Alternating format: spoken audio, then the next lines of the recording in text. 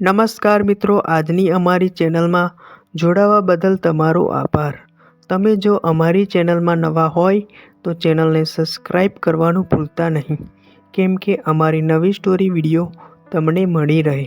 તો મિત્રો, આજની સ્ટોરીને શરૂ કરીએ કે મિત્રો, નબળી પરિસ્થિતિમાં પણ માણસ પોતાની નિષ્ઠા અને ઈમાનદારીથી જીવન જીવવાનું રાખે તો તે નજીકના ભવિષ્યમાં તેની આર્થિક પરિસ્થિતિ મજબૂત થતાં સમય લાગતો નથી. બહુ કઠિન કામ છે. બધા લોકોથી એ થતું નથી. કદાચ કુદરત માણસને કેટલો ઈમાનદાર એ તપાસવા માટે નબળી પરિસ્થિતિ અપાતી હોય છે. આજે આપણે આવા જ એક વ્યક્તિની વાત કરીએ કે જેણે પોતાની નબળી અને માથે દેવું હોવા છતાં પોતાની ઈમાનદારી મૂકી નહીં, અને થોડા સમયમાં જ કુદરતે તેને સહાય કરવા માટે ઘણા માણસોને પ્રેરણા આપી.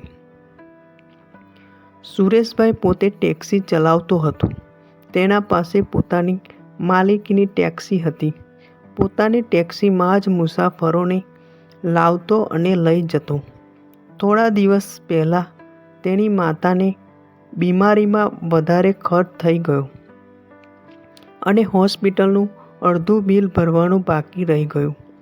તે બિલ ચૂકતે કરવા માટે તેને પોતાની ટેક્સી ગીરવે મૂકી અને વ્યાજ પર રૂપિયા લીધા અને હોસ્પિટલનું બિલ ચૂકતે કર્યું. હવે ચિંતા ગીરવે મૂકીને વ્યાજ પર લીધેલા રૂપિયા ચૂકવવાની હતી. આવા કઠિન સમયમાં એક મુસાફરનું ભાડું મળ્યું. તેણે બીજા શહેરમાં મૂકવા માટે ગયો અને તેને એરપોર્ટ પર જવાનું હતું. ઉતાવળમાં સુરેશને ભાડું ચૂકવી અને ચાલ્યો ગયા. પરંતુ સુરેશની ટેક્સીમાં એક નાની બેગ ભૂલી ગયા હતા. થોડી વારમાં તેને પ્લેન પણ ઉડી ગયું અને સુરેશને ખબર પડી કે મુસાફર તેનો સામાનમાંથી એક નાની બેગ પોતાની ટેક્સીમાં ભૂલી ગયા છે. તે બેગ પણ ખુલ્લી હતી. લોક મારેલું નહોતું અને બેગમાં રોકડ રકમ અને સોનાના દાગીના ભરેલા હતા. લગભગ 10-12 લાખ રૂપિયાનો માલ હતો. રોકડ રકમ અને સોના મહોરના દાગીના જોઈને સુરેશને પહેલાં તો મનમાં તેને જેની પાસેથી ટેક્સી ગીરવે મૂકી અને રૂપિયા લીધા હતા એ શેઠ આવી ગયા. તેમાંથી તેનું દેવું સહેલાઈથી ઉતારી શકતો હતો. પણ તેને નક્કી કર્યું કે મારી મહેનતના રૂપિયા નથી, જેથી હું આ સોનાના દાગીના અને રોકડ રકમને વ્યક્તિને પરત પહોંચી જાય તે કોશિશ કરીશ. અને સુરેશ થોડી વારમાં પોલીસ સ્ટેશન પર પહોંચી ગયો અને ડ્યુટી પર હાજર અધિકારીને આપી અને બનેલી વાત કહી. ત્યારે અધિકારીએ કહ્યું કે તું આ સોના મોહરના દાગીના અને રોકડા રકમ લઈને ભાગી પણ શકતો હતો. ત્યારે સુરેશે વાત કરી કે મારા ઉપર પણ દેણું છે અને મને પણ રૂપિયાની જરૂર છે, પણ મારા નસીબ મારે ભોગવવાના છે. તેના માટે હું કોઈનો હક લઈ લેવા માટે તૈયાર નથી. અમે ગરીબ ભલે હો પણ ઈમાનદાર છીએ. બેઈમાનીની એક પણ ફૂટી કોડી પણ જોઈએ નહીં. અને 2 દિવસમાં જે પેસેન્જરની બેગ હતી તેણે સંકલ્પ કરી અને પોલીસે પરત આપી અને સુરેશને બોલાવ્યો. અને તે બેગના માલિક સુરેશને બક્ષિસમાં આપવા આવ્યા અને સુરેશે બક્ષિસમાં લેવાની પણ ના પાડતા બધા સાથે ચા નાસ્તો કરી અને છૂટા પડ્યા. પણ પોલીસ અધિકારીએ સુરેશની ઈમાનદારીથી અતિ પ્રભાવિત થયા.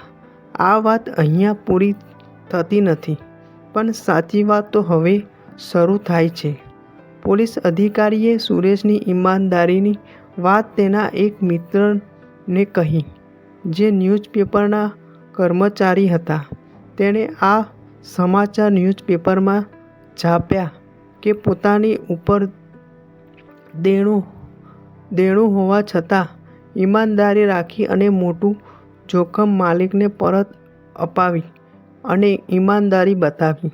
અને આ વાત એક સામાજિક કાર્યકર્તાના ધ્યાન પર આવી અને તેને સુરેશને બોલાવી અને તેનું બેંકમાં ખાતું ખોલાવી અને માણસોને સોશિયલ મીડિયામાં અપીલ કરી કે આપણે સુરેશને દેણામાંથી મુક્ત કરવાનો છે. અને ફક્ત 2 દિવસમાં જ સુરેશના ખાતામાં દરેક લોકોએ પોતાની સગવડતા મુજબ રૂપિયા મોકલ્યા અને 5.5 લાખ રૂપિયા જમા થઈ ગયા. અને બધા લોકોએ તેને ઈમાનદારીનો પ્રોત્સાહિત કરવા તેણે દેણા મુક્ત કરી આપ્યો.